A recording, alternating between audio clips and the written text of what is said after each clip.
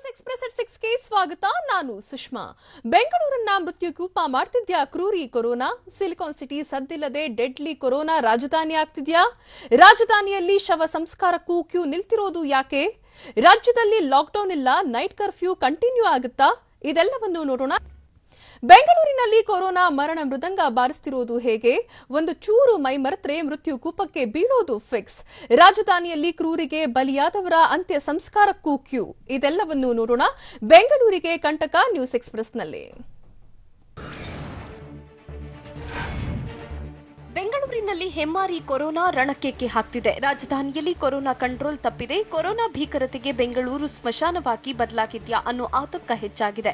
ಕೊರೋನಾಗೆ ಬಲಿಯಾದವರ ಅಂತ್ಯ ಸಂಸ್ಕಾರಕ್ಕೂ ಸಂಕಷ್ಟ ಎದುರಾಗಿದೆ. ಮೃತದೇಹಗಳನ್ನು ಸುಡಲು ಜನರು ಪರದಾಡುತ್ತಿದ್ದಾರೆ. ಬೆಂಗಳೂರಿನಲ್ಲಿ ದಿನದಿಂದ ದಿನಕ್ಕೆ ಸಾವಿನ ಅಲೆ ಹೆಚ್ಚಾಗ್ತಿದೆ. ರಾಯಪುರದ ಸ್ಥಿತಿಯೇ ರಾಜಧಾನಿ ಬೆಂಗಳೂರಿಗೆ ಬರುತ್ತಾ ಅನ್ನೋ ನಡುಕ ಶುರುವಾಗಿದೆ. ಬೆಂಗಳೂರು ದಿನದಿಂದ ದಿನಕ್ಕೆ ಕೊರೋನಾ ಮೃತ್ಯುಕೂಪವಾಗ್ತಿದೆ. ದಿನದಿಂದ ದಿನಕ್ಕೆ ರಾಜಧಾನಿಯಲ್ಲಿ ಕ್ರೂರಿಯ ಅಟ್ಟಹಾಸ ಭಯಾನಕವಾಗ್ತಿದೆ.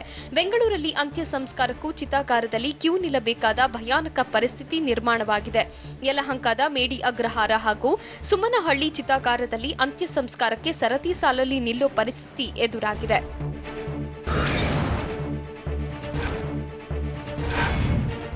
ಬೆಂಗಳೂರಲ್ಲಿ ದಿನದಿಂದ ದಿನಕ್ಕೆ ಕೊರೋನಾ ಆರ್ಭಟ ಹೆಚ್ಚಾಗ್ತಿದೆ. ಕ್ರೂರಿ ಕೊರೋನಾ ಮತ್ತೆ ಬಾಲ ಬಿಚ್ಚಿರೋದ್ರಿಂದ ಜನರಿಗೆ ಜೀವ ಭಯ ಕಾಡ್ತಾ ಇದೆ. ಕೊರೋನಾ ಎರಡನೇ ಅಲೆ ಬಗ್ಗೆ ತಲೆಕೆಡಿಸಿಕೊಳ್ಳದವರಿಗೆ ಇದೀಗ ನಡುಕ ಶುರುವಾಗಿದೆ. ಸಿಲಿಕಾನ್ ಸಿಟಿ ಬೆಂಗಳೂರಲ್ಲಿ ಸೋಂಕಿತರ ಸಂಖ್ಯೆ ಸಾವಿನ ಸಂಖ್ಯೆಯಲ್ಲೂ ಏರಿಕೆಯಾಗಿದೆ. ಏಪ್ರಿಲ್ 2ರಂದು 5 ಜನ, ಏಪ್ರಿಲ್ 3ರಂದು 6 ಜನ ಮೃತಪಟ್ಟಿದ್ರು. ಆದರೆ ಕಳೆದ ಒಂದು ವಾರದಿಂದ ಬೆಂಗಳೂರಿನಲ್ಲಿ ಕೊರೋನಾ ಸಾವಿನ ಕೇಕೆ ಹಾಕ್ತಿದೆ. ಸಿಲಿಕಾನ್ ಸಿಟಿ ಬೆಂಗಳೂರಲ್ಲಿ ಕೊರೋನಾ ಬಿಗ್ ಶಾಕ್ ನೀಡುತ್ತಿದೆ. ಬೆಂಗಳೂರಲ್ಲಿ ಹೆಮ್ಮಾರಿ ವೈರಸ್ ಮರಣ ಮೃದಂಗ ಬಾರಿಸಿದೆ. ಜನವರಿಯಲ್ಲಿ ಕೊರೋನಾಕ್ಕೆ 66 ಜನ ಮೃತಪಟ್ಟಿದ್ರು. ಫೆಬ್ರವರಿ ತಿಂಗಳಲ್ಲಿ 88 ಜನ ಸಾವಿನ ಮನೆ ಸೇರಿದ್ರು. ಆದರೆ ಮಾರ್ಚ್ ಮಧ್ಯಭಾಗದಲ್ಲಿ 217 ಸೋಂಕಿತರು ಮೃತಪಟ್ಟಿದ್ದಾರೆ. ಏಪ್ರಿಲ್ 13ರವರೆಗೆ ಕೊರೋನಾ ಸಾವಿನ ಆರ್ಭಟ ಜೋರಾಗಿದೆ. ಏಪ್ರಿಲ್ ಅಂತ್ಯಕ್ಕೆ 1,000 ಸಾವು ಸಂಭವಿಸುವ ಸಾಧ್ಯತೆ ಇದೆ. ಏಪ್ರಿಲ್ 1ರಿಂದ 13ರವರೆಗೆ 56,136 ಸೋಂಕಿತರು ಪತ್ತೆಯಾಗಿದ್ದು ಬೆಂಗಳೂರಲ್ಲಿ ಕೊರೋನಾ ಬೊಬ್ಬಿರಿಯುತ್ತಿದೆ. ಬೆಂಗಳೂರಿಗೆ ಹೆಮ್ಮಾರಿ ಕೊರೋನಾ ಬಿಗ್ ಶಾಕ್ ನೀಡುತ್ತಿದೆ. ಇದರ ನಡುವೆ ಬೆಂಗಳೂರಿಗೆ ಮದುವೆಗೆಂದು ಬಂದು ಹೋಗಿದ್ದ ಇಡೀ ಕುಟುಂಬಕ್ಕೆ ಕೊರೋನಾ ಅಟ್ಯಾಕ್ ಆಗಿದೆ. 2 ಕುಟುಂಬಗಳ 11 ಜನರಿಗೆ ಡೆಡ್ಲಿ ಆಘಾತ ನೀಡಿದೆ. ತುಮಕೂರು ಜಿಲ್ಲೆ ಮೇಣಸಂದ್ರ ಗ್ರಾಮದಲ್ಲಿ ಕೊರೋನಾ ಸೋಂಕಿನ ಅಟ್ಟಹಾಸಕ್ಕೆ 2 ಬಲಿಯಾಗಿದ್ದಾರೆ.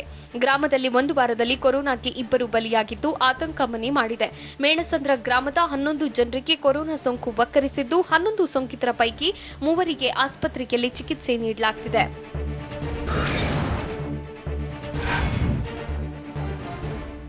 ರಾಜಧಾನಿ ಬೆಂಗಳೂರಿನಲ್ಲಿ ಕೊರೋನಾ ರಣಕ್ಕೆ ಹಾಕ್ತಿದೆ. ಈ ಬಾರಿಯೂ ಕೊರೋನಾ ಸೋಂಕಿತರ ನರಳಾಟ ತಪ್ಪೋದಿಲ್ಲ. ಬೆಂಗಳೂರಿನಲ್ಲಿ ಸೋಂಕಿತರಿಗೆ ಬೆಡ್ ನೀಡದೆ ಖಾಸಗಿ ಆಸ್ಪತ್ರೆಗಳು ಕಳ್ಳಾಟ ಆಡ್ತಿವೆ. 50% ಬೆಡ್ ನೀಡದೆ ಖಾಸಗಿ ಆಸ್ಪತ್ರೆಗಳು ಚೆಲ್ಲಾಟವನ್ನ ಆಡ್ತಿವೆ. ಬಿಬಿಎಂಪಿ ವ್ಯಾಪ್ತಿಯಲ್ಲಿ 3,819 ಐಸಿಯು ಜನರಲ್ ಬೆಡ್ಗಳಿವೆ. ಸರ್ಕಾರಿ ಮೆಡಿಕಲ್ ಕಾಲೇಜಿನಲ್ಲಿ 380 ಐಸಿಯು ಜನರಲ್ ಬೆಡ್ಗಳಿದೆ. ಸರ್ಕಾರಿ ಆಸ್ಪತ್ರೆಯಲ್ಲಿ 872 ಬೆಡ್ಗಳಿದೆ. 1074 ಐಸಿಯು ಜನರಲ್ ಬೆಡ್ಗಳು ದಾಖಲೆ ಇವೆ ಎಂದು ಬಿಬಿಎಂಪಿ ಮಾಹಿತಿ ನೀಡಿದೆ. ಆದರೆ ಬೆಂಗಳೂರಿನಲ್ಲಿನ ಆಸ್ಪತ್ರೆಗಳ ಬೆಡ್ಗಳು ಫುಲ್ ಆಗಿದೆ ಅಂತ ಖಾಸಗಿ ಆಸ್ಪತ್ರೆಗಳು ಕಳ್ಳಾಟ ಆಡ್ತಿವೆ.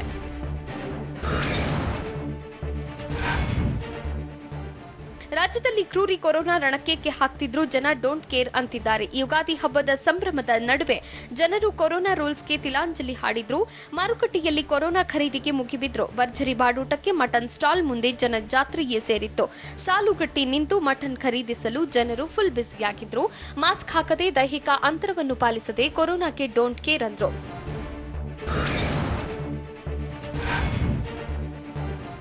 ರಾಜ್ಯದಲ್ಲಿ ನಮ್ಮ ನಿರೀಕ್ಷೆಗೂ ಮೀರಿ ಕೊರೋನಾ ಆರ್ಭಟ ಹೆಚ್ಚಾಗ್ತಿದೆ. ಕೊರೋನಾದ ಎರಡನೇ ಅಲೆ ಭೀಕರವಾಗಿದೆ ಅಂತ ಚಿಕ್ಕಬಳ್ಳಾಪುರದಲ್ಲಿ ಸಚಿವ ಡಾಕ್ಟರ್ ಕೆ ಸುಧಾಕರ್ ಹೇಳಿದ್ರು.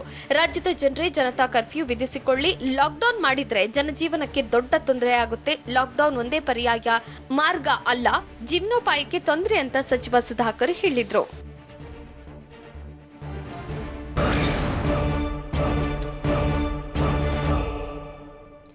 ಕೆಲವೇ ಕೆಲವೇ ಕ್ಷಣಗಳಲ್ಲಿ ಮೋದಿ ಮೀಟಿಂಗ್, ಟಫ್ ರೂಲ್ಸ್ ಜಾರಿಯಾಗುತ್ತಾ? ಹೆಮ್ಮಾರಿ ಆರ್ಭಟಕ್ಕೆ CBSE 10th class exam cancel. ಸರ್ವಪಕ್ಷ ಸಭೆ ಬಳಿಕ ನೈಟ್ ಕರ್ಫ್ಯೂ ಭವಿಷ್ಯ ಹೊರಬೀಳುತ್ತಾ? ಇದೆಲ್ಲವನ್ನು ನೋಡೋಣ ಕೊರೋನಾ ಘಾತ ನ್ಯೂಸ್ ಎಕ್ಸ್‌ಪ್ರೆಸ್‌ನಲ್ಲಿ.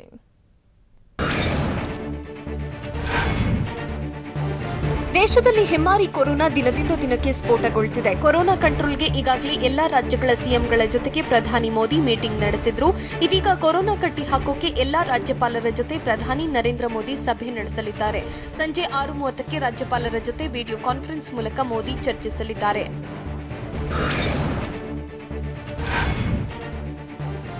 ದೇಶದಲ್ಲಿ ಡೆಡ್ಲಿ ಕೊರೋನಾ ದಿನೇ ದಿನೇ ಸ್ಫೋಟಗೊಳ್ಳುತ್ತಿದೆ. ಸಿಬಿಎಸ್ಇ 10ನೇ ತರಗತಿಯ ಪರೀಕ್ಷೆಗಳನ್ನು ರದ್ದು ಮಾಡಲಾಗಿದೆ. ಪ್ರಧಾನಿ ನರೇಂದ್ರ ಮೋದಿ ಜೊತೆ ಸಭೆ ಬಳಿಕ ಬೋರ್ಡ್ ಎಕ್ಸಾಮ್ ಬಗ್ಗೆ ಸಿಬಿಎಸ್ಇ ನಿರ್ಧಾರ ಕೈಗೊಂಡಿದೆ. ಪ್ರತಿಭೆ ಹಾಗೂ ಕಾರ್ಯಶೈಲಿ ಆಧಾರದಲ್ಲಿ 10ನೇ ತರಗತಿಯ ವಿದ್ಯಾರ್ಥಿಗಳಿಗೆ ಆತಂಕ ನೀಡಲು 10ನೇ ತರಗತಿಯ ವಿದ್ಯಾರ್ಥಿಗಳಿಗೆ ಅಂಕ ನೀಡಲು ತೀರ್ಮಾನಿಸಲಾಗಿದೆ. ಅಂಕಗಳ ಬಗ್ಗೆ ಆಕ್ಷೇಪಣೆ ಇದ್ರೆ ಪರೀಕ್ಷೆ ಬರೆಯಬಹುದು. ಪರಿಸ್ಥಿತಿ ಸುಧಾರಿಸಿದ ಬಳಿಕ ಪರೀಕ್ಷೆ ಬರೆಯಲು ಅವಕಾಶ ನೀಡಲಾಗುತ್ತೆ ಅಂತ ಹೇಳಲಾಗಿದೆ.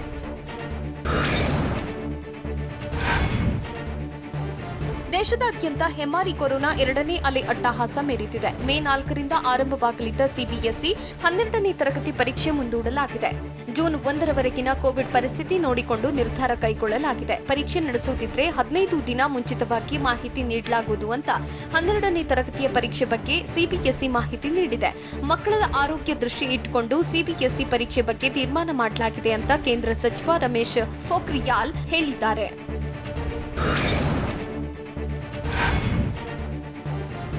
ರಾಜ್ಯದಲ್ಲಿ ಹೆಮ್ಮಾರಿ ಕೊರೋನಾ ರಣಕ್ಕೆ ಹಾಕ್ತಿದೆ. ಕ್ರೂರಿ ಕಟ್ಟಿ ಹಾಕೋಕೆ ಏಪ್ರಿಲ್ 18, 19ರಂದು ಸಿಎಂ ಬಿಎಸ್ವೈ ಸರ್ವಪಕ್ಷ ಸಭೆ ಕರೆದಿದ್ದಾರೆ. ಈಗಾಗಲೇ ಲಾಕ್ಡೌನ್ ಬಗ್ಗೆ ವಿಪಕ್ಷ ನಾಯಕರು ವಿರೋಧ ವ್ಯಕ್ತಪಡಿಸಿದ್ದಾರೆ. ಲಾಕ್ಡೌನ್ ಬೇಡವೇ ಬೇಡ ಎಂದು ಹೇಳಿದ್ದಾರೆ. ಆದರೆ ಲಾಕ್ಡೌನ್ ಬದಲಿಗೆ ಕಠಿಣ ಕ್ರಮದ ಬಗ್ಗೆ ಚರ್ಚೆಯಾಗುವ ಸಾಧ್ಯತೆ ಇದೆ. ನೈಟ್ ಕರ್ಫ್ಯೂ ಮತ್ತಷ್ಟು ಜಿಲ್ಲೆಗಳಿಗೂ ವಿಸ್ತರಣೆಯಾಗುತ್ತಾ ಅನ್ನೋ ಕುತೂಹಲ ಮೂಡಿದೆ. ಅಲ್ಲದೆ ವಿಪಕ್ಷಗಳು ಸಲಹಾ ಸಮಿತಿ ಅಭಿಪ್ರಾಯದ ಮೇಲೆ ನೈಟ್ ಕರ್ಫ್ಯೂ ಭವಿಷ್ಯ ನಿಂತಿದೆ.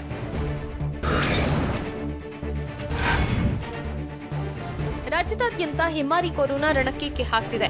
ಕೊರೋನಾ 2ನೇ ಅಲೆ ಅಟ್ಟಹಾಸಕ್ಕೆ ದೇಶದಲ್ಲಿ ಮತ್ತೆ ಲಾಕ್ಡೌನ್ ಮಾಡ್ತಾರಾ ಅನ್ನೋ ವದಂತಿ ಹಬ್ಬಿದೆ. ದೇಶದಲ್ಲಿ ಲಾಕ್ಡೌನ್ ಜಾರಿ ಮಾಡುವುದಿಲ್ಲ, ಲಾಕ್ಡೌನ್ ಮಾಡುವ ಆಯ್ಕೆ ನಮ್ಮ ಮುಂದಿಲ್ಲ, ಆರ್ಥಿಕ ಚಟುವಟಿಕೆಯನ್ನು ನಿಲ್ಲಿಸಲು ಸಾಧ್ಯವಿಲ್ಲ ಅಂತ ಕೇಂದ್ರ ವಿತ್ತ ಸಚಿವೆ ನಿರ್ಮಲಾ ಸೀತಾರಾಮನ್ ಸ್ಪಷ್ಟಪಡಿಸಿದ್ದಾರೆ.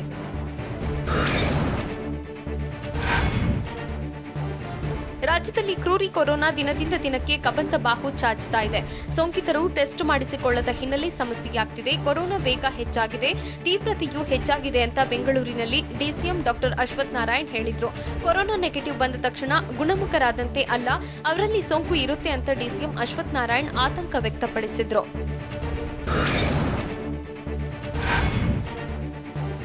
ಹೆಮ್ಮಾರಿ ಕೊರೋನಾ ಅಟ್ಟಹಾಸ ಮೆರೆದಿದ್ರೆ ಆಸ್ಪತ್ರೆಗಳಲ್ಲಿ ಬೆಡ್ ಸಿಗದೆ ಜನರು ಪರದಾಡ್ತಿದ್ದಾರೆ. ಆಸ್ಪತ್ರೆಗಳಲ್ಲಿ ಬೆಡ್ ಸಂಖ್ಯೆಗಳ ಹೆಚ್ಚಿಸಲು ಸಲಹಾ ಸಮಿತಿ ಸೂಕ್ತ ಸಲಹೆಗಳನ್ನು ನೀಡಿದೆ.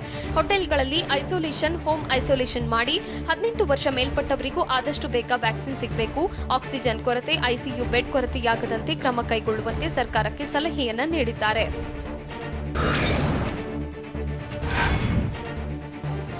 ರಾಜ್ಯದಲ್ಲಿ ಕ್ರೂರಿ ಕೊರೋನಾ ಅಟ್ಟಹಾಸದ ನಡುವೆ ಬಾರ್ ಮಾಲೀಕರಿಗೆ ದೊಡ್ಡ ಶಾಕ್ ನೀಡಿದೆ. ಭರ್ಜರಿಯಾಗಿ ಮಟನ್ ಸೇಲ್ ಆದ್ರೂ ಮದ್ಯಕ್ಕೆ ಡಿಮ್ಯಾಂಡ್ ಇಲ್ವಂತೆ. ಬೆಂಗಳೂರಿನಲ್ಲಿ ಎಣ್ಣೆ ಖರೀದಿಸುವವರ ಸಂಖ್ಯೆ ಇಳಿಮುಖ ಆಗಿದೆ. ಪ್ರತಿ ವರ್ಷ ಯುಗಾದಿ ಮಾರನೇ ದಿನ ಮದ್ಯಕ್ಕೆ ಜನರು ಕ್ಯೂ ನಿಲ್ತಿದ್ರು. ಈ ವರ್ಷ ಕೊರೋನಾದಿಂದಾಗಿ ವ್ಯಾಪಾರ ಫುಲ್ ಡಲ್ ಆಗಿದೆ. ಕೊರೋನಾದಿಂದಾಗಿ 30% ವ್ಯಾಪಾರ ಕಡಿಮೆಯಾಗಿದೆ. 100 ಜನ ಬರ್ತಿದ್ದವರು ಈಗ 10 ಜನನೂ ಬರ್ತಿಲ್ವಂತೆ. ಭರ್ಜರಿ ವ್ಯಾಪಾರ ನಿರೀಕ್ಷೆಯಲ್ಲಿದ್ದ ಬಾರ್ ಮಾಲೀಕರು ಕಂಗಾಲಾಗಿದ್ದಾರೆ.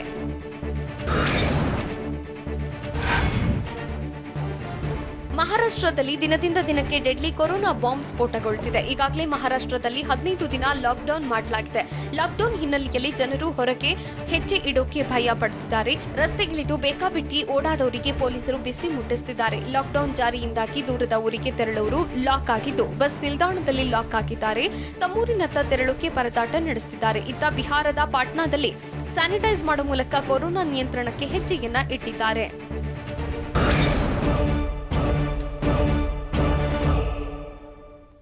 ರಾಜ್ಯದಲ್ಲಿ ಲಾಕ್ಡೌನ್ ಮಾಡುವುದೇ ಇಲ್ಲ, ಸಿಎಂ ತೆರೆ ಎಳೆದಿದ್ದು ಹೇಗೆ? ಲಾಕ್ಡೌನ್ ವದಂತಿ ಹಬ್ಬಿಸೋರಿಗೆ ಎಚ್ಚರಿಕೆ ಕೊಟ್ಟಿದ್ದು ಹೇಗೆ? ನೈಟ್ ಕರ್ಫ್ಯೂ ಕಂಟಿನ್ಯೂ ಬಗ್ಗೆ ಸಿಎಂ ಸುಳಿವು ಹೇಗಿತ್ತು? ಇದೆಲ್ಲವನ್ನು ನೋಡೋಣ ನೋ ಲಾಕ್ಡೌನ್ ನ್ಯೂಸ್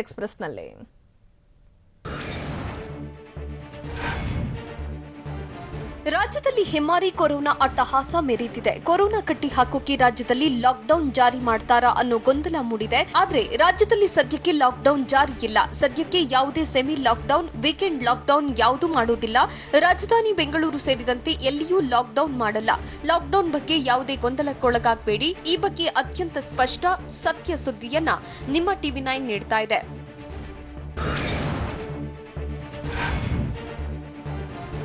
ಕೊರೋನಾ ಅಟ್ಟಹಾಸದ ನಡುವೆ ಲಾಕ್ಡೌನ್ ಬಗ್ಗೆ ರಾಜ್ಯ ಸರ್ಕಾರದ ಕಡೆಯಿಂದ ಯಾವುದೇ ಪ್ಲಾನ್ ಇಲ್ಲ. ಲಾಕ್ಡೌನ್ ಚಿಂತನೆ ಇಲ್ಲ ಅಂತ ಖುದ್ದು ಸಿಎಂ ಬಿಎಸ್ವೈ ಹೇಳಿದ್ದಾರೆ. ಯಾವ ಕಾರಣಕ್ಕೂ ಲಾಕ್ಡೌನ್ ಮಾಡಲ್ಲ. ಒಂದಲ್ಲ ಎರಡೆರಡು ಬಾರಿ ಲಾಕ್ಡೌನ್ ಇಲ್ಲ ಅಂತ ಸಿಎಂ ಬಿಎಸ್ವೈ ಸ್ಪಷ್ಟನೆ ನೀಡಿದ್ದಾರೆ. ತಾಂತ್ರಿಕ ಸಲಹಾ ಸಮಿತಿಯಲ್ಲಿ ನಾನು ಇದ್ದೇನೆ. ಲಾಕ್ಡೌನ್ ಪ್ರಸ್ತಾಪವಾಗಿಲ್ಲ ಅಂತ ಸಿಎಂ ಬಿಎಸ್ವೈ ಹೇಳಿದ್ದಾರೆ.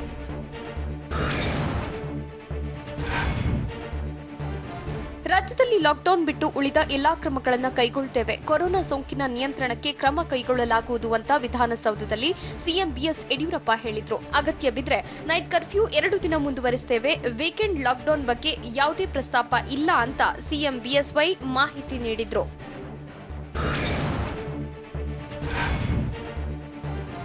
ಕರುನಾಡಿನಾದ್ಯಂತ ಹೆಮ್ಮಾರಿ ಕೊರೋನಾ ಕಂಟ್ರೋಲ್ ತಪ್ಪಿದೆ. ಕೊರೋನಾ ಬಾಂಬ್ ದಿನದಿಂದ ದಿನಕ್ಕೆ ವಿಸ್ಫೋಟ ಆಗ್ತಿದೆ. ರಾಜ್ಯದಲ್ಲಿ ಲಾಕ್ಡೌನ್ ಸಂಬಂಧ ಸರ್ವಪಕ್ಷಗಳ ಜೊತೆ ಚರ್ಚೆ ನಡೆಸ್ತೀನಿ ಅಂತ ವಿಧಾನಸೌಧದಲ್ಲಿ ಸಿಎಂ ಬಿಎಸ್ವೈ ಹೇಳಿದ್ರು. ಇನ್ನೊಂದೆರಡು ಜಿಲ್ಲೆಗಳಲ್ಲಿ ನೈಟ್ ಕರ್ಫ್ಯೂ ವಿಸ್ತರಣೆಗೆ ಚಿಂತನೆ ಮಾಡಲಾಗಿದೆ. ತಜ್ಞರ ಜೊತೆ ಚರ್ಚೆ ಮಾಡಿದ ಬಳಿಕ ನೈಟ್ ಕರ್ಫ್ಯೂ ವಿಸ್ತರಣೆ ಮಾಡಲಾಗುವುದು ಅಂತ ಸಿಎಂ ಬಿಎಸ್ ಯಡಿಯೂರಪ್ಪ ಹೇಳಿದ್ರು.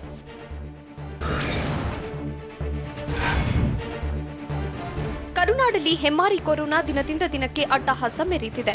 ರಾಜ್ಯದಲ್ಲಿ ಲಾಕ್ಡೌನ್ ಇಲ್ಲದೆ ಕೊರೋನಾ ಸೋಂಕನ್ನು ನಿಯಂತ್ರಿಸುತ್ತೇವೆ ಅಂತ TV9ಗೆ ಗೃಹ ಸಚಿವ ಬಸವರಾಜ ಬೊಮ್ಮಾಯಿ ಹೇಳಿದ್ರು. ಅದಕ್ಕಾಗಿ ಕಟ್ಟುನಿಟ್ಟಿನ ಕ್ರಮ ಜಾರಿ ಮಾಡಲಾಗಿದೆ. ಲಾಕ್ಡೌನ್ ಊಹಾಪೋಹಗಳನ್ನು ಜನರು ನಂಬಬಾರದು ಅಂತ ಸಚಿವ ಬೊಮ್ಮಾಯಿ ಮಾಹಿತಿ ನೀಡಿದ್ರು.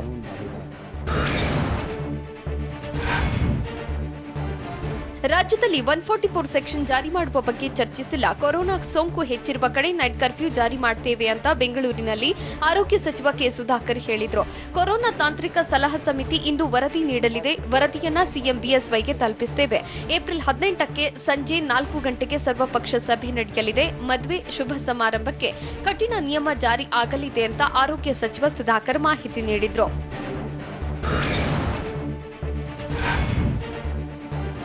ಕೊರೋನಾ ನಿಯಂತ್ರಣಕ್ಕೆ ಲಾಕ್ಡೌನ್ ಒಂದೇ ಪರಿಹಾರವಲ್ಲ. ಲಾಕ್ಡೌನ್ ಜಾರಿ ಮಾಡುವುದು ಪರಿಹಾರಕ್ಕಿಂತ ದೊಡ್ಡ ಸಮಸ್ಯೆ ಅಂತ ಬೆಂಗಳೂರಿನಲ್ಲಿ ಡಿಸಿಎಂ ಡಾಕ್ಟರ್ ಅಶ್ವಥ್ ನಾರಾಯಣ್ ಹೇಳಿದ್ರು. ರಾಜ್ಯದಲ್ಲಿ ಲಾಕ್ಡೌನ್ ಪದ ದುರ್ಬಳಕೆ ಮಾಡಿಕೊಳ್ತಿದ್ದಾರೆ. ಪ್ರತಿದಿನ ದುಡಿದು ಜೀವನ ಮಾಡ್ತಿರುವವರಿರ್ತಾರೆ. ಲಾಕ್ಡೌನ್ ಮಾಡಿದ್ರೆ ಅಂತಹವರಿಗೆ ಸಮಸ್ಯೆಯಾಗುತ್ತೆ. ಹೀಗಾಗಿ ಸರ್ಕಾರದ ಮುಂದೆ ಲಾಕ್ಡೌನ್ ಪ್ರಸ್ತಾವನೆ ಇಲ್ಲ. ಸೋಂಕಿತರಿಗೆ ಸೂಕ್ತ ಸಮಯಕ್ಕೆ ಚಿಕಿತ್ಸೆ ನೀಡಿದ್ರೆ ಪರಿಹಾರ ಸಿಗುತ್ತೆ ಅಂತ ಡಿಸಿಎಂ ಡಾಕ್ಟರ್ ಅಶ್ವಥ್ ನಾರಾಯಣ್ ಹೇಳಿದ್ರು.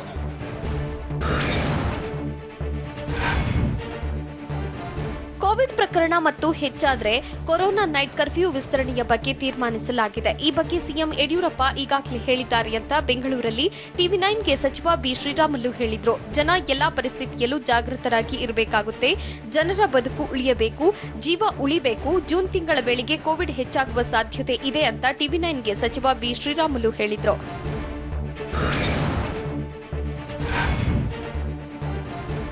ರಾಜ್ಯದಲ್ಲಿ ಕೊರೋನಾ ಕಂಟ್ರೋಲ್ಗೆ ಲಾಕ್ಡೌನ್ ಮಾಡ್ತಾರೆ ಅನ್ನೋ ಸುಳ್ಳು ಸುದ್ದಿ ಹರಿದಾಡ್ತಿದೆ. ಸುಳ್ಳು ಸುದ್ದಿ ಹಬ್ಬಿಸೋರೆ ಎಚ್ಚರವಾಗಿರಿ. ಲಾಕ್ಡೌನ್ ವದಂತಿ ಹರಡಿಸಿದ್ರೆ ಗುನ್ನ ಬೀಳಲಿದೆ.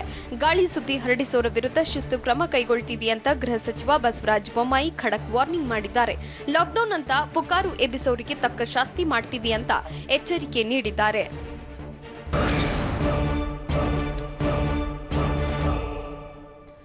ಲಾಕ್ಡೌನ್ ಜಾರಿ ವಿರುದ್ಧ ಎಚ್ಡಿಕೆ ಗುಡುಗಿದ್ದು ಯಾಕೆ? ನಮ್ಮನ್ನ ದೇವರೇ ಕಾಪಾಡಬೇಕು ಅಂತ ಹೇಳಿದ್ದು ಯಾರು? ಸರ್ಕಾರದ ವಿರುದ್ಧ ರೋಷಾಗ್ನಿ ಹೊರಹಾಕಿದ್ದು ಹೇಗಿತ್ತು? ಇದೆಲ್ಲವನ್ನು ನೋಡೋಣ ಲಾಕ್ಡೌನ್ ವಾರ್ ನ್ಯೂಸ್ ಎಕ್ಸ್‌ಪ್ರೆಸ್‌ನಲ್ಲಿ.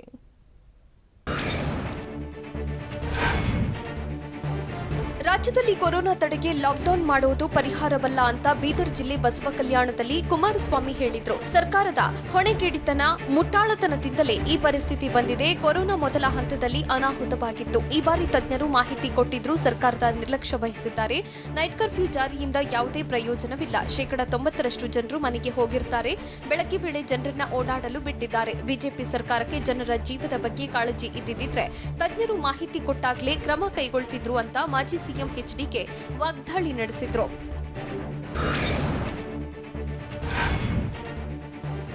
ಏಪ್ರಿಲ್ 18ರಂದು ಸರ್ವಪಕ್ಷ ಸಭೆ ಕರೆಯುವುದಾಗಿ ಹೇಳಿದ್ದಾರೆ. ಯಾವ ಪುರುಷಾರ್ಥಕ್ಕಾಗಿ ಸಭೆ ಕರೆದು ಸಲಹೆ ಪಡೆಯುತ್ತಾರೆ ಅಂತ ಬೀದರ್ ಜಿಲ್ಲೆ ಬಸವ ಕಲ್ಯಾಣದಲ್ಲಿ ಸಿಎಂ ಬಿಎಸ್ವೈ ಮಾಜಿ ಸಿಎಂ ಎಚ್ಡಿ ಕುಮಾರಸ್ವಾಮಿ ಪ್ರಶ್ನಿಸಿದ್ರು. ಹಲವು ಅನಾಹುತಗಳು ಸಂಭವಿಸಿದಾಗ ಸಹಕಾರ ನೀಡಬೇಕೆಂದು ನಾನು ಏನು ಮಾತನಾಡಿರಲಿಲ್ಲ. ಈಗ ಕೊರೋನಾ 2ನೇ ಅಲೆ ಏಕಾಏಕಿ ಬಂದಿರೋದಲ್ಲ. ಕೊರೋನಾ ಸೋಂಕಿನ ಬಗ್ಗೆ ತಜ್ಞರು ಕೂಡ ವರದಿ ನೀಡಿದ್ದಾರೆ. ಸರ್ಕಾರದ ಮಂತ್ರಿ ಹೇಳಿದ್ದನ್ನ ಮತ್ತೊಬ್ಬ ಮಂತ್ರಿ ಹೇಳ್ತಾರೆ. ಮೊದಲು ಕೊರೋನಾ ಸೋಂಕಿತರಿಗೆ ಚಿಕಿತ್ಸೆ ಸಿಗಬೇಕು ಅಂತ ಮಾಜಿ ಸಿಎಂ ಎಚ್ಡಿಕೆ ಹೇಳಿದ್ರು.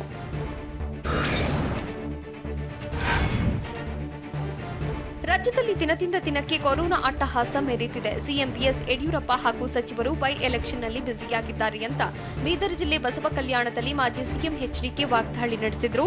ಇವರಿಗೆ ಜನರ ಜೀವಕ್ಕಿಂತ ಬೈ ಎಲೆಕ್ಷನ್ ಮುಖ್ಯವಾಗಿದೆ. ಕರ್ನಾಟಕದಲ್ಲಿ ಇಂತಹ ಕೆಟ್ಟ ಸರ್ಕಾರವನ್ನ ನೋಡಿರಲಿಲ್ಲ. ಈ ಹಿಂದೆಯೂ ಇರಲಿಲ್ಲ, ಮುಂದೆಯೂ ಬರುವುದಿಲ್ಲ. ಕೊರೋನಾದಿಂದ ಜನರನ್ನು ಆ ದೇವರೇ ಕಾಪಾಡಬೇಕು ಅಂತ ಬೀದರ್ ಜಿಲ್ಲೆ ಬಸವ ಕಲ್ಯಾಣದಲ್ಲಿ ಕುಮಾರಸ್ವಾಮಿ ಆಕ್ರೋಶ ಹೊರಹಾಕಿದ್ರು.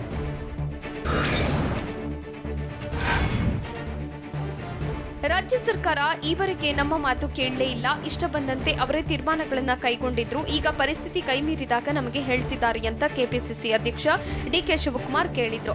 ಈ ಸಮಯದಲ್ಲಿ ಲಾಕ್ಡೌನ್ ಪ್ರಯೋಜನವಿರಲಿಲ್ಲ. ಒಂದು ಕಡೆ ಜೀವ, ಮತ್ತೊಂದು ಕಡೆ ಜೀವನ ಎರಡೂ ಮುಖ್ಯ. ಬ್ಯಾಂಕ್ನವರು 1 ವರ್ಷದ ಸಾಲದ ಬಡ್ಡಿಯನ್ನ ನಿಲ್ಲಿಸಲಿಲ್ಲ. ಹೋಟೆಲ್ಗಳನ್ನ ಮಾರುವ ಪರಿಸ್ಥಿತಿ ಬಂದಿದೆ ಅಂತ ಟಿವಿ9ಗೆ ಕೆಪಿಸಿಸಿ ಅಧ್ಯಕ್ಷ ಡಿಕೆ ಶಿವಕುಮಾರ್ ಹೇಳಿದ್ರು.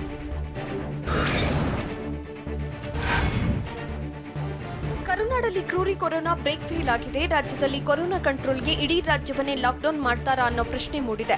ಲಾಕ್ಡೌನ್ ವಿಷಯಕ್ಕೆ ವಿಪಕ್ಷ ನಾಯಕ ಸಿದ್ದರಾಮಯ್ಯ ಕಿಡಿಕಾರಿದ್ರು. ರಾಜ್ಯದಲ್ಲಿ ಲಾಕ್ಡೌನ್ ಮಾಡುವುದೇ ಪರಿಹಾರವಲ್ಲ. ಲಾಕ್ಡೌನ್ ಮಾಡುವುದಾದ್ರೆ 1 ಕೋಟಿ ಕುಟುಂಬಗಳಿಗೆ ತಲಾ 10,000 ನೀಡಲಿ ಅಂತ ವಿಪಕ್ಷ ನಾಯಕ ಸಿದ್ದರಾಮಯ್ಯ ಸಲಹೆ ನೀಡಿದ್ರು.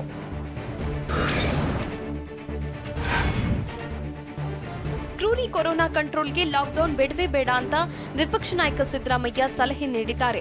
ರಾಜ್ಯದಲ್ಲಿ ಎಲ್ಲರಿಗೂ ಕಡ್ಡಾಯವಾಗಿ ಕೊರೋನಾ ವ್ಯಾಕ್ಸಿನ್ ಹಾಕಬೇಕು. ಮೊದಲು ಸೋಂಕು ಹೇಗೆ ಹರಡುತ್ತಿದೆ ಎಂದು ಪತ್ತೆ ಹಚ್ಚಲಿ. ಇದಕ್ಕೆ ಬೇಕಾದ ಚಿಕಿತ್ಸೆಯನ್ನ ನೀಡಲಿ. ಸೋಂಕು ಕಡಿಮೆಯಾದಾಗ ಸರ್ಕಾರ ನಿರ್ಲಕ್ಷ್ಯ ಮಾಡಿದ್ದು, ಬಿಗಿ ಕ್ರಮ ಕೈಬಿಟ್ರು. ಟೆಸ್ಟ್ ಮಾಡುವುದನ್ನು ನಿಲ್ಲಿಸಿದ್ರು. ಹೊರಗಿನಿಂದ ಬಂದವರಿಗೆ ಯಾವುದೇ ಟೆಸ್ಟ್ ಮಾಡಿಲ್ಲ. ಸರ್ಕಾರ ನಿರ್ಲಕ್ಷ್ಯ ವಹಿಸಿದವರಿಂದ ಸೋಂಕು ಹೆಚ್ಚಾಯಿತು ಅಂತ ವಿಪಕ್ಷ ನಾಯಕ ಸಿದ್ದರಾಮಯ್ಯ ವಾಗ್ದಾಳಿ ನಡೆಸಿದ್ರು.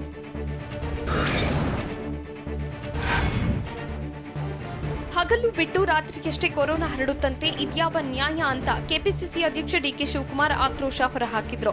ಯಾವುದ್ರಿ ಇದು? ಇದೆಲ್ಲ ನಿಮ್ಗೆ ಹೇಳಿಕೊಟ್ಟವ್ರು ಯಾರು? ಜಿಮ್ನಲ್ಲಿ ಅಂಟಿಕೊಂಡು ಜಿಮ್ ಮಾಡ್ತಾರಾ? ಜಿಮ್ ಇಂಡಸ್ಟ್ರಿಗೆ ಬಿದ್ದು ಹೋಯ್ತು. ಇಲ್ಲಿ ಆರ್ಥಿಕವಾಗಿ ಸಹಾಯ ಮಾಡಿದ್ದೀರಿ. ಕೊರೋನಾ ವೇಳೆ ಯಾರಿಗೆ ಎಷ್ಟು ದುಡ್ಡು ಕೊಟ್ಟಿದ್ದೀರಿ ಲೆಕ್ಕ ಕೊಡಿ ಅಂತ ಕೆಪಿಸಿಸಿ ಅಧ್ಯಕ್ಷ ಡಿಕೆ ಶಿವಕುಮಾರ್ ಸರ್ಕಾರದ ವಿರುದ್ಧ ಗುಡುಗಿದ್ರು.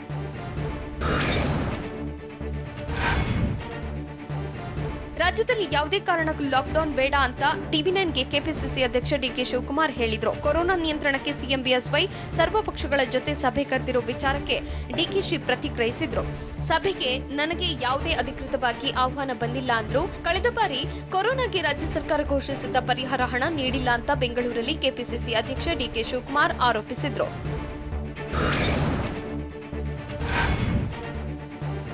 ಕರುನಾಡಿಗೆ ಡೆಡ್ಲಿ ಕೊರೋನಾ 2ನೇ ಅಲೆ ಬಿಗ್ ಶಾಕ್ ನೀಡುತ್ತಿದೆ. ಇತ್ತ ಕೊರೋನಾ ವಿಚಾರದಲ್ಲಿ ರಾಜಕೀಯ ನಾಯಕರ ನಡುವೆ ಟಾಕ್ ವಾರ್ ಜೋರಾಗಿದೆ. ಸಿಎಂ ಎಲ್ಲರನ್ನೂ ವಿಶ್ವಾಸಕ್ಕೆ ತೆಗೆದುಕೊಂಡು ಕೆಲಸ ಮಾಡುತ್ತಿದ್ದಾರೆ.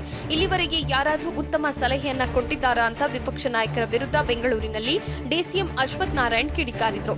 ವಿಪಕ್ಷದವರು ಲಾಕ್ಡೌನ್ ಮಾಡಿದಾಗ ಮಾಡಬೇಡಿ ಅಂತಾರೆ, ಲಾಕ್ಡೌನ್ ಮಾಡದೇ ಇದ್ರೆ ಮಾಡಬೇಕು ಎಂದು ಹೇಳ್ತಾರೆ. ಕೇವಲ ನೆಗೆಟಿವ್ ಆಗಿ ಮಾತನಾಡ್ತಾರೆ ಅಂತ ಡಿಸಿಎಂ ಅಶ್ವಥ್ ನಾರಾಯಣ್ ಗುಡುಗಿದ್ರು.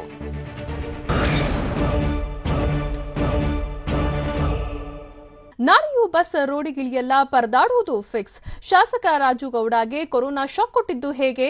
ಹೆಜ್ಜೇನು ದಾಳಿಗೆ ಜನ ಎದ್ದು ಬಿದ್ದು ಓಡಿದ್ದು ಎಲ್ಲಿ?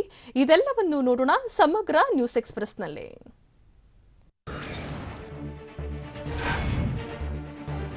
ರಾಜ್ಯದಾದ್ಯಂತ ಸಾರಿಗೆ ನೌಕರರ ಮುಷ್ಕರ 8ನೇ ದಿನ ಪೂರೈಸಿದೆ. ನಾಳೆಯೂ ಸಾರಿಗೆ ಸಿಬ್ಬಂದಿ ಮುಷ್ಕರ ಕಂಟಿನ್ಯೂ ಆಗಲಿದೆ ಅಂತ ಬೆಂಗಳೂರಿನಲ್ಲಿ ಕೋಡಿಹಳ್ಳಿ ಚಂದ್ರಶೇಖರ್ ಹೇಳಿದ್ರು. ಏಪ್ರಿಲ್ 15ರಂದು ಮೊಂಬತ್ತಿ ಬೆಳಗಿಸಿ ವಿಶೇಷ ಸತ್ಯಾಗ್ರಹ ಮಾಡ್ತೀವಿ. ನಾಳೆ ಸಂಜೆ 6ರಿಂದ 7 ಗಂಟೆವರೆಗೆ ಕ್ಯಾಂಡಲ್ ಬೆಳಗಿಸಿ ಚಳುವಳಿ ನಡೆಸಲಾಗುತ್ತೆ. ಸಾರಿಗೆ ಸಿಬ್ಬಂದಿ ಕುಟುಂಬ ಸದಸ್ಯರಲ್ಲಿ ಬೆಳಕು ಬೇಕಾಗಿದೆ. ಈ ಬಾರಿ ಯುಗಾದಿ ಬರೀ ಕಹಿಯಾಗಿದೆ. ಏಪ್ರಿಲ್ 16ರಂದು ರಾಜ್ಯದ ಎಲ್ಲಾ ಶಾಸಕರ ಭೇಟಿ ಮಾಡಿ ಮನವಿ ಸಲ್ಲಿಸ್ತೀವಿ ಅಂತ ಕೋಡಿಹಳ್ಳಿ ಚಂದ್ರಶೇಖರ್ ಹೇಳಿದ್ರು.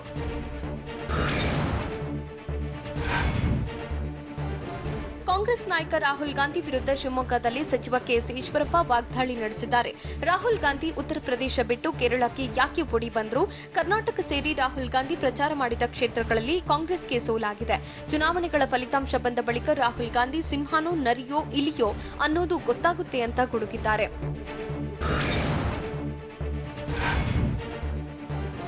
ಮುಂದುವರಿದು ಮಾತನಾಡಿದ ಸಚಿವ ಕೆಎಸ್ ಈಶ್ವರಪ್ಪ, ರಾಜ್ಯದ 3 ಉಪಚುನಾವಣೆಯಲ್ಲಿ ಬಿಜೆಪಿಗೆ ಗೆಲುವು ಗ್ಯಾರಂಟಿ. ಬೆಳಗಾವಿ ಕ್ಷೇತ್ರದಲ್ಲಿ ದಿವಂಗತ ಸುರೇಶ್ ಅಂಗಡಿ ಅವರ ಅಭಿವೃದ್ಧಿ ಕೆಲಸಗಳಿಂದ ಬಿಜೆಪಿ ಗೆಲ್ಲಲಿದೆ.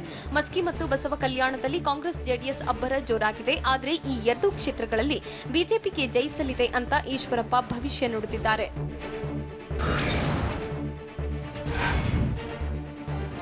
ಎಂಇಎಸ್ ಅಭ್ಯರ್ಥಿ ಪರ ಶಿವಸೇನೆ ಮುಖಂಡ ಸಂಜಯ್ ರಾವತ್ ಬೆಳಗಾವಿಯಲ್ಲಿ ಪ್ರಚಾರ ಮಾಡಿದ್ದಾರೆ. ಮಧ್ಯಾಹ್ನ ಸಾಂಬ್ರಾ ವಿಮಾನ ನಿಲ್ದಾಣಕ್ಕೆ ಆಗಮಿಸಿದ ಸಂಜಯ್ ರಾವತ್ ಅಭ್ಯರ್ಥಿ ಶುಭಂ ಶೆಲ್ಕೆ ಪರ ಕ್ಯಾಂಪೇನ್ ಮಾಡಿದ್ರು.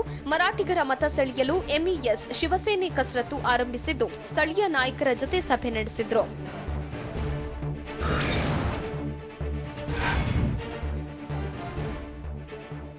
ಯಾದಗಿರಿ ಜಿಲ್ಲೆ ಸುರಪುರ ಕ್ಷೇತ್ರದ ಬಿಜೆಪಿ ಶಾಸಕ ರಾಜು ಗೌಡಗೆ ಕೊರೋನಾ ಸೋಂಕಿರುವುದು ದೃಢಪಟ್ಟಿದೆ. ನಿನ್ನೆ ಪಾಸಿಟಿವ್ ಪತ್ತೆಯಾಗಿದ್ದು ಬೆಂಗಳೂರಿನ ಖಾಸಗಿ ಆಸ್ಪತ್ರೆಗೆ ದಾಖಲಾಗಿ ಚಿಕಿತ್ಸೆ ಪಡೆಯುತ್ತಿದ್ದಾರೆ. ಕೊರೋನಾ ಖಚಿತಪಟ್ಟ ಬಗ್ಗೆ ವಿಡಿಯೋ ಮೂಲಕ ರಾಜು ಗೌಡ ಮಾಹಿತಿ ಹಂಚಿಕೊಂಡಿದ್ದಾರೆ. ತಮ್ಮ ಸಂಪರ್ಕಕ್ಕೆ ಬಂದವರು ಟೆಸ್ಟ್ ಮಾಡಿಸಿಕೊಳ್ಳಿ ಅಂತ ಮನವಿ ಮಾಡಿದ್ದಾರೆ.